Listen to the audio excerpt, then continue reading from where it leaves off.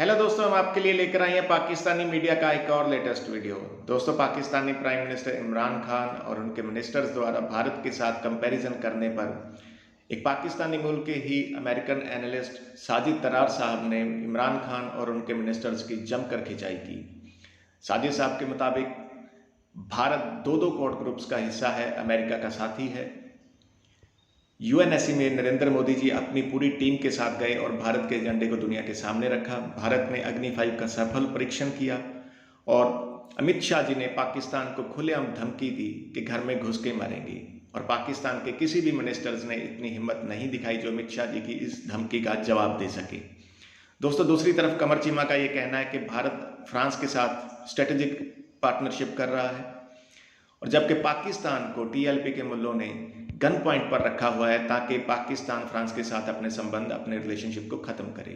दोस्तों, इन कुछ मुद्दों पर हो रही चर्चा का ये वीडियो आखिर तक देखें और प्लीज हमारे चैनल को सब्सक्राइब करना ना भूलें। जय हिंद, जय भारत। सर, शाह महमूद कुरैशी साहब तो पहले भी रह चुके हैं फॉरेन मिनिस्टर हमारे, आखिर उनकी समझ में क्यों नहीं आ रही है सारी बातें? वो कैसे गलती पे गलती कर रहे हैं?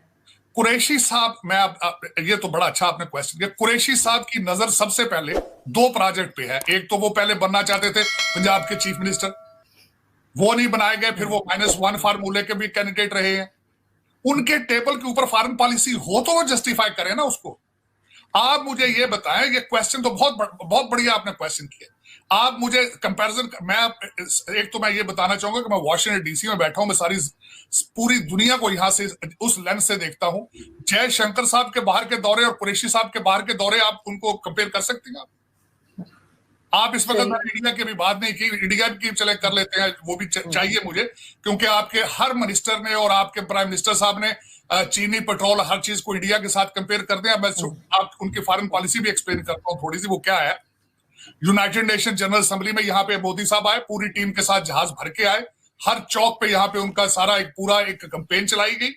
यहाँ पे उनकी 1-to-1 मुलाकातें हुई बाइडेन साहब के साथ, मैक्रा के साथ उन्होंने G20 की तैयारी की।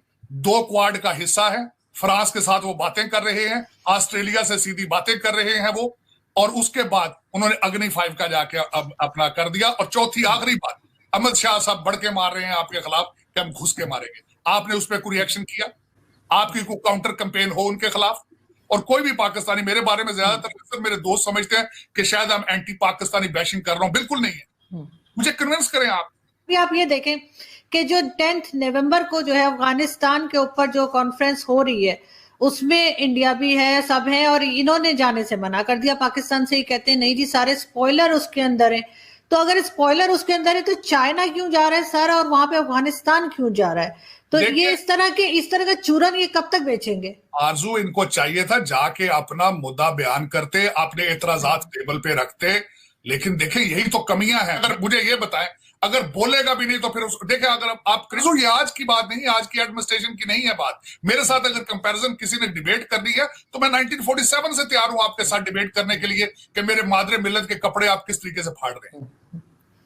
लेकिन सर, ये तो हमेशा कह देते हैं कि जी पाकिस्तान के खिलाफ साजिश हो रही है। कभी कहते हैं अमेरिका कर रहा है, कभी कहते हैं इंडिया कर रहा है, कभी कहते हैं इजराइल कर रहा है। लेकिन अब लोग इतने इंटेलिजेंट हो गए हैं, लोगों की समझ में आ रहा है कि इस तरह की बात नहीं है, और ये कुछ ना कुछ गड़बड़ अंदर भी मौजूद है कि मुल्क के अंदर भी इनसे संभाला नहीं जा रही। कब तक ये दूसरों पे डालते रहेंगे? भारत के साथ सर ये टर्म्स ठीक क्यों नहीं करते? देखिए, अगर बॉर्डर पे हमारे टर्म्स बेहतर होंगे तो पाकिस्तान में हम वही पैसा जो हम अपनी फौज पे लगा देते हैं, जो हथियारों पे लगा देते हैं, वो लोगों के ऊपर खर्च कर पाएंगे। आपका CNN का आर्टिकल जो 2 हफ्ते पहले छपा है, शायद आपके नजर से गुजरा है या नहीं गुजरा, उसमें उन्होंने कहा है कि मुसलसल हम एयर स्पेस यूज कर रहे हैं। बल्कि अब पाकिस्तानी गवर्नमेंट की यह ख्वाहिश है कि हमारे साथ मेमोरेंडम ऑफ अंडरस्टैंडिंग जो है वो साइन किया जाए, लेकिन शर्त उन्होंने रखी है कि हमारे इंडिया से रिलेशनशिप बेहतर कराएं। लेकिन आप इंडिया करना चाहते हैं, आप इंडिया, लेकिन सर इंडिया से रिलेशनशिप बेहतर करने के लिए इनको अमेरिका की क्यों जरूरत है? कि अमेरिका बात करे, खुद क्यों नहीं कर सकते? उसमें एक बात इनकी, अमेरिका से इसलिए कहा जाता है क्योंकि IMF यहां बैठा है, यहां से और डॉलर आएंगे, पैकेजेस आएंगे। हमारी हर चीज आरजू, एक अफसोस के साथ, हर चीज के पीछे डॉलर होता है। इससे अगले दिन किसी ने यहाँ पे, एक नेशनल टीवी पे किसी ने पूछ लिया कि 3 साल के जो पीरियड खान साहब आए थे, उन्होंने क्या क्या अच्छा किया अभी तक पाकिस्तान के लिए। मैं कोई जवाब नहीं दे सका उसका, मैं कोई जवाब नहीं। ये तो हर चीज सर कोई जवाब नहीं है, क्योंकि ये हर चीज तो पिछली गवर्नमेंट पे डाल देते हैं। मीडिया का भी इन्होंने एक तरह से मुंह दबा रखा है कि कुछ बोले नहीं, हर एक इनकी वाह वाह करता रहे। इसी में लंदन में मेरे जैसे पता नहीं कितने और पाकिस्तानी हैं जो रोजाना खून के आंसू रोते हैं कि हमारे मादरे मिल्लत के साथ हो क्या रहा है, हम कहाँ जा रहे हैं। क्योंकि आप सिर्फ पाकिस्तान में पाकिस्तान के बारे में सोचते हैं। हम जब यहाँ बैठते हैं हम देखते हैं बांग्लादेश कहाँ जा रहा है, आपसे आगे निकल चुका है, श्रीलंका आपसे आगे जा रहा है, इंडिया के साथ तो आपका कंपैरिजन ही नहीं है।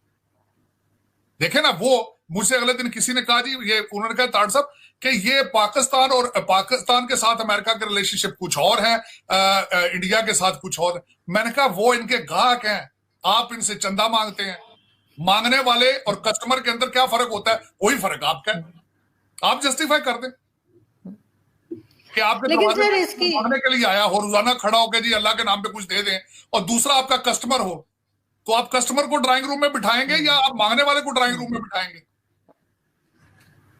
यही तो एक प्रॉब्लम है, मसला तो यही है। आपको आपसे मजहब के बारे में पूछा जाए तो आप कहते हैं आप सबसे बड़े आलिम दीन है, इकॉनमी का पूछा जाए आपको सबसे बड़ा पता है, हिस्ट्री का पूछा जाए तो आप कहते हैं हम सबसे बड़े हिस्टोरियन है।